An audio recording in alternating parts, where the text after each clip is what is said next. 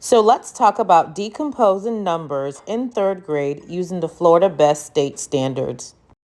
Let's say we have the number 1,356 and we want to decompose that number using only tens and ones.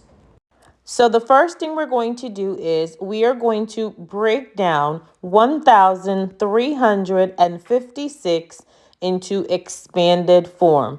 And that's going to be 1,000 plus 300 plus 50 plus 6. And then we have it broken down into expanded form.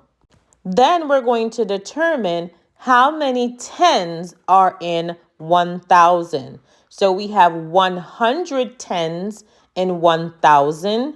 We have 30 tens in 300 and 5 tens in 50. Then we're going to add that up together, and that's how we're going to get how many tens are in 1,350.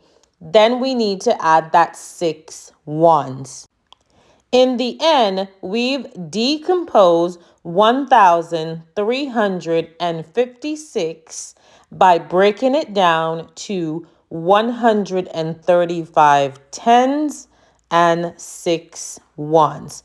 Of course, you could break it down a bit more than that by taking one of those tens and bringing it over to the ones, but we're going to stop there.